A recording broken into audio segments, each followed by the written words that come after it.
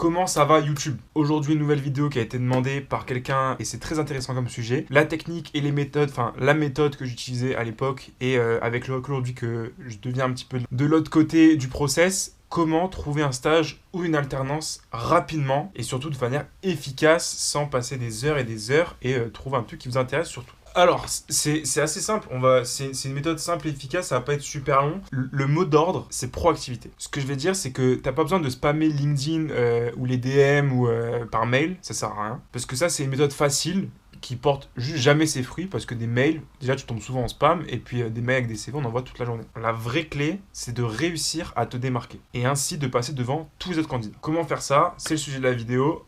On y va. Le premier point à savoir, c'est que les recruteurs regardent toujours ton profil sur Google. LinkedIn, Instagram, Pinterest, je sais pas ce que t'as mis. Quand tu tapes ton nom, ils vont regarder ce qui sort. Donc ça commence par là, il faut que tu soignes ton image. Évite cette période d'avoir ton compte Instagram en public, par exemple, ou des photos un peu douteuses. Pour LinkedIn, le minimum, c'est une photo pro, un fond neutre et propre, une petite bio qui décrit un petit peu ce que tu fais, une petite bio about là, et au minimum 500 connexions. Pour avoir le petit 500 plus qui montre que t'es un peu investi. Ça peut paraître assez basique ce qu'on dit, mais il y a beaucoup de gens qui le négligent. Et pourtant, c'est le b.a.-ba pour avoir un candidat qui a l'air professionnel. Peut-être qu'on fera une vidéo plus détaillée sur comment construire point par point son LinkedIn, idéalement. Ensuite, tu peux commencer tes recherches sur LinkedIn. Mais ne te contente pas d'ajouter que les RH. L'astuce, c'est de te connecter avec des personnes qui ont le poste que tu recherches. Par exemple, si tu veux travailler en marketing, tu vas te connecter avec le responsable marketing de la société. C'est pas juste pour faire du networking, mais aussi pour comprendre leur quotidien dans l'entreprise. Tu peux leur envoyer un message en leur demandant comment se passe leur travail, leur quotidien, des conseils pour bien postuler, et parfois il y a même des offres qui n'ont même pas encore été publiées. Donc ça va être ta tâche de fond pendant toute la période de recherche. La méthode imbattable, c'est d'appeler directement tout ce qui passe. Cette méthode que personne ne fait et pourtant qui te démarque, c'est d'appeler directement tous les RH. Une seule après-midi de 20 appels et tu verras déjà les résultats. Par exemple, chez Civium, on reçoit sur les périodes de stage alternance environ 2-3 CV par jour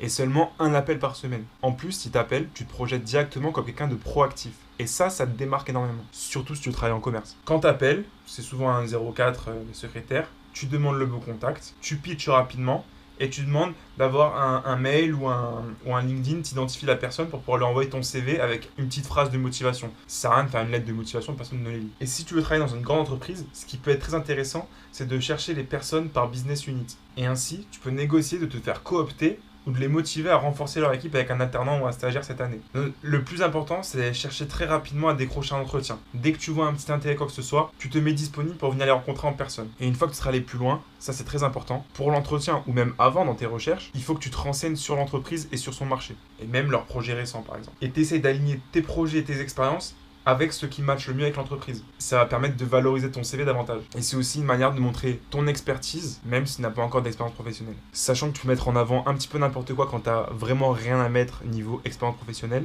que ce soit du bénévolat, un petit business que tu as lancé même sur Vinted, un compte Instagram fan de je sais pas quoi qui a un peu des stats, quoi que ce soit, c'est intéressant de montrer que tu es quelqu'un qui au quotidien passe pas son temps à rien faire. Même des vidéos sur YouTube qui font 4 vues par exemple.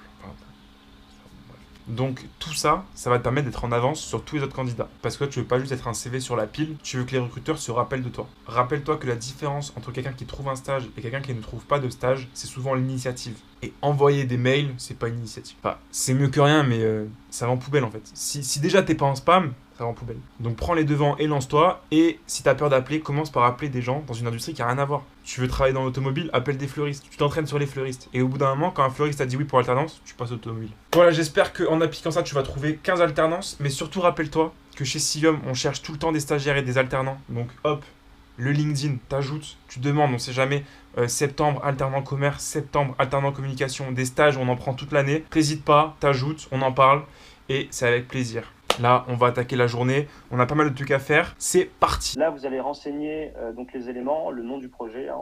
Ok, il est 18h. J'en profite d'être sous Pierre Ninet House. On a fini là. On a fait pas mal de trucs. On a ajouté une dizaine de bateaux.